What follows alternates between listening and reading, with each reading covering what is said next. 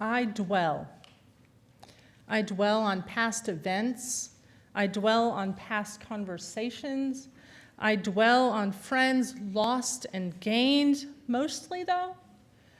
I dwell on how I wish I had acted, on what I wish I had said, on how I wish I had responded. For today, my thoughts turn to two decisions that I still dwell upon that I made when I was 12 years old, and that have affected the course of my life in ways I never could have imagined. While contemplating those decisions, I realized that all humans make decisions out of emotion. We all struggle between self-preservation and the need for relationship. These are universal stories, applicable to all of our lives, all stages of our lives. Finally, I came to appreciate how much of an impact this faith movement, Unitarian Universalism, has had on how I view relationality. Emotion wasn't really allowed in my childhood home, you see. This was a problem. As a child, I was a giant bundle of emotion. Loud, bright ones: joy, rage, panic, sorrow. In my home, only pastel emotions were really allowed. I was a magenta, lime, sunshine, yellow kind of girl. I asked my father recently about this. His response was that he never told me not to feel strongly, just that he didn't want to have to deal with the consequences, so I wasn't allowed to show it. My sister, she was much more able to control her emotions. While probably not truly a pastel, to my mind, her emotional colors were more muted shades. Maybe forest green, burgundy. She was 2.5 years younger than me, and both the bane of my existence and the apple of my eye. I hope that those of you with siblings in the room can identify with it. I hope I'm not the only one. So you have to imagine me as a 12-year-old sitting on my bed in my room after a particularly hard day with my mom, trying to figure out how to change the situation I was in. After much thought, much internal debate, I finally came to the conclusion that the safest way to continue living in that household with those people was to stop caring. No, stop loving. Anyone in my life except my sister.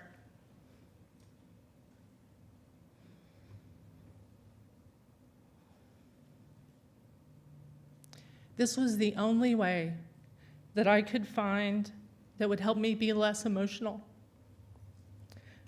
be more pastel.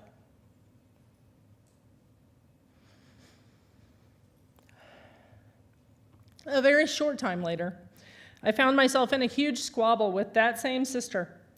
Yes, the same one that I held out hope to be able to be myself with. I don't know how it was for you, but my sister had the uncanny ability to anger me beyond words. Never before and never since has anyone in my life been able to bedevil me in such a way. So during this squabble, and in the midst of a fury that had moved from bright to fluorescent, I found myself holding a glass bottle, and I threw it at her, without thought. Now, never in a million years did I expect that bottle to break. But it did, and a large piece of glass sliced her leg a few inches from her femoral artery.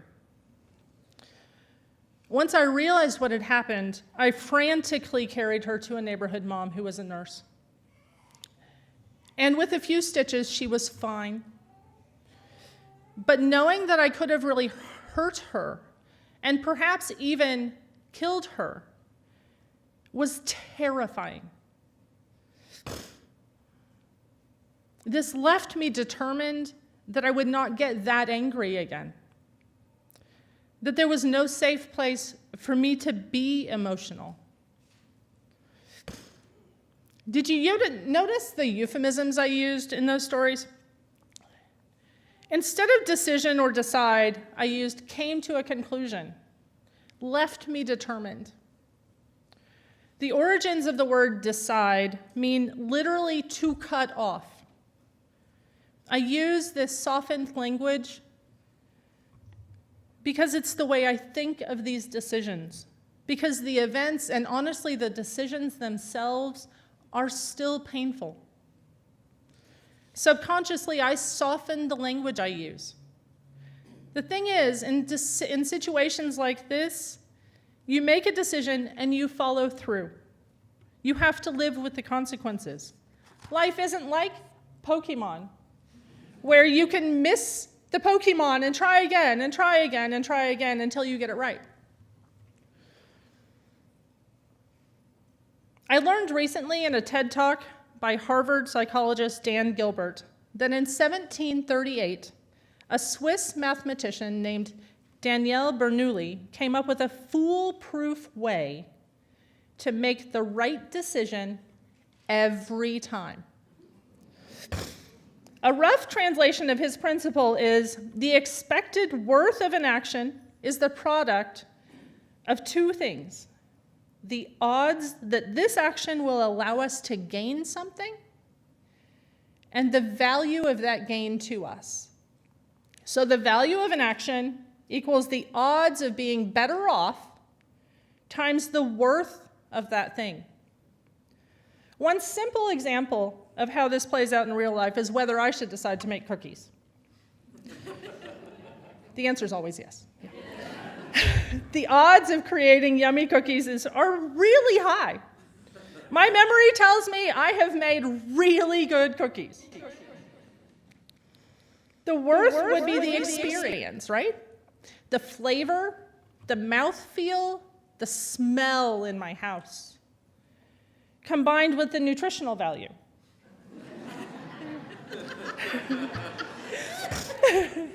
The experience factor is really high. The nutritional value, less so. Overall, for me, often the choice to make cookies comes back as a good decision.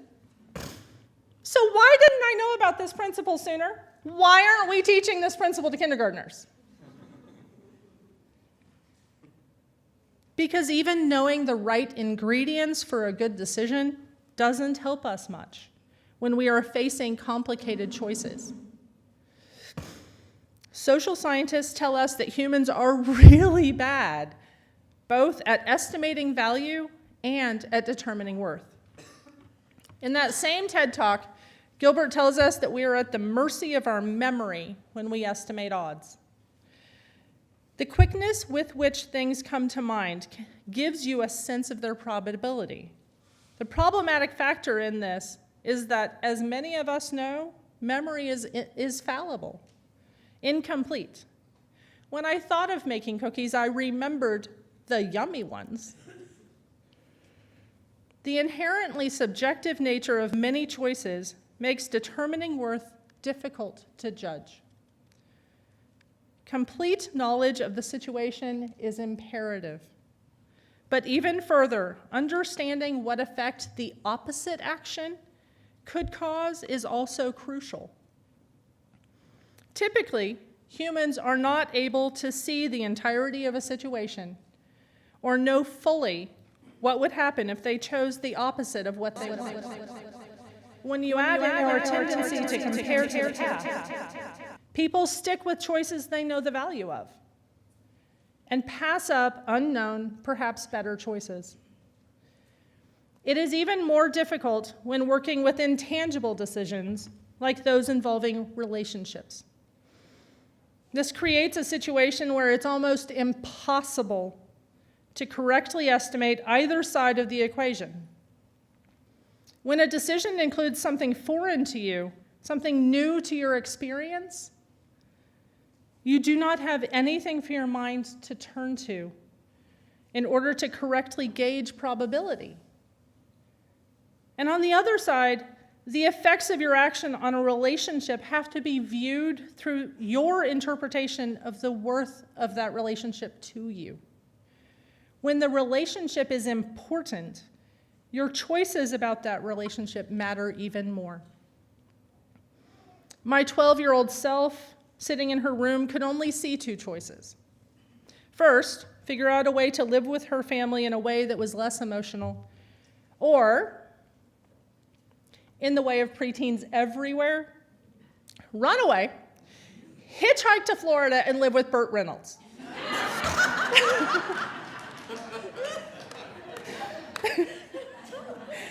True story, people. Taking those choices, she determined the odds of being better off after having made her decision and estimated the worth of the consequences of her actions. The odds were high if she brought less vibrant emotionality to her life, it would be smoother sailing. And those calm waters were worth a lot. But there is more to this decision than just the hope for emotional safety. The alternate option led down a path where I was no longer in relationship with my parents. And even though strained, that relationship was important to me. The alternate option led to the unknown. I would have no certainty of living in a physically safe space. I had never met Burt Reynolds. I had no idea how to get to Florida, other than walking south. At the moment I made these decisions, it was far easier to choose relationship, to cut off my strongest emotions, my love, my anger, than it was to decide to leave the situation I was in. Now, we know, sitting here, looking at this situation, that there were way more alternatives to that than that 12-year-old had the presence of mind to see. As an adult, an outsider to the situation, I can easily suggest other options. But that 12-year-old, seeing everything in the black and white way that preteens do, couldn't see past her immediate misery and made the decisions she could. When humans make decisions and it goes well, there's a tendency to think the positive outcome is due to the decision. In turn, that leads to the thought that this good decision may be useful in other places. This theory is illustrated well in one of the essays from Conflict Management in Congregations. The authors remind us that both individuals and congregations pay a price to discover what will work in our lives. The successful things we learn to do become our precious habits. The newly won ground becomes our home. Even in the face of declining rewards, we will be tempted to refine those habits and depend on them. Because my 12-year-old self's decisions were successful, as I aged, I continued to make those choices, cutting off parts of my personality, my character, that weren't desirable at the time, in order to maintain relationship. Presenting a version of me to the world that wasn't true to who I am, even for relationships that were tenable at best. To be human is to balance the need for individuality with the need for community. Family therapists term the tension between these needs the integration-differentiation continuum. Those on the far left of this continuum are like that 12-year-old girl sitting in her room willing to give up everything to be part of a community. Those on the far right of this continuum either aren't interested in community at all or are only interested in a kind of community that does not require them to compromise. Traditionally, European American culture focuses on the individual in this continuum.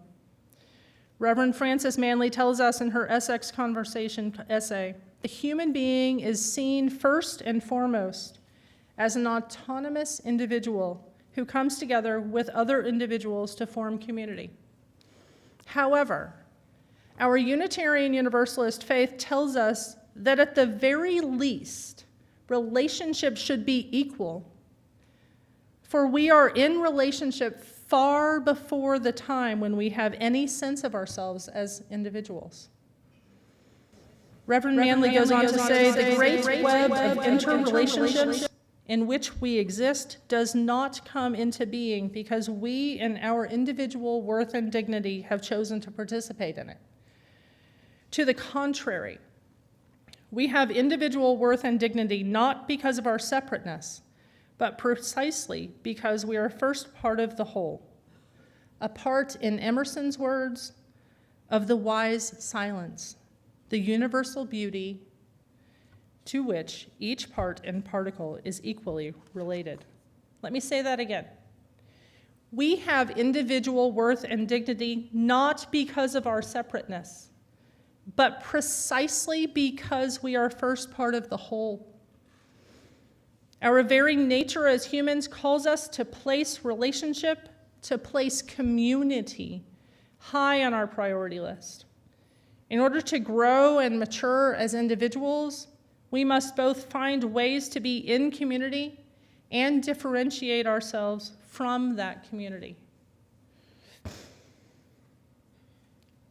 After my sister died at 21, I realized that this cutting off of who I was in order to please other people wasn't working. The pain from her death was too present in my life. People in my life were, for the first time, having to deal with the me who felt things vibrantly. I realized I needed to make a better decision, find a better answer, a more mature answer than that 12-year-old could have found. I needed a way to be authentic to who I am, allowing those around me to know me. This required me to temper my emotions enough not to alienate those around me, but also I needed to surround myself with people who could accept me for who I am. I used to dwell on these decisions because I am ashamed. Because I had made a choice I hated. I am grateful now that I can forgive that 12-year-old girl. She had made the best decision she could given the information she had. Authenticity is important to me. Being true to who I am and being able to present that person to the world means a lot. Today, I dwell on those decisions from the perspective of a parent. As the person who doesn't want her teenage girls to feel like they have to make these kinds of decisions. Yes, my home is sometimes louder, sometimes more vibrant than even I wish it was. But allowing my children space to grow up authentic to who they are is what called me to Unitarian Universalism. As a Unitarian Universalist, I am called to be authentic in my relationships. In my relationship with myself, with other people, with the world. Only by being true to myself can I dare to parent in a way that calls my children to be true to themselves. Only with authenticity can I hope to be successful in my search for truth and meaning, and to help them with theirs. Our Universalist roots remind us that every person in the human family is loved. We're all saved. We're all okay, just the way we are. We need to bring our loved, saved, okay selves to the world. Only by being who we are can we make a difference in the world. A few weeks ago, here at Unitarian Universalist Congregation of Atlanta, Reverend Martinez Resley asked us to question what we are hiding from the world when we keep our voices locked up behind bars. His question deeply resonated with me, but I want to take us a little deeper. I ask you to consider how much better the world would be if we were willing to share not only our voices, but our whole selves. I call on you to do so whenever possible. Share who you are with the world. In doing so, you will show those you love how to join you.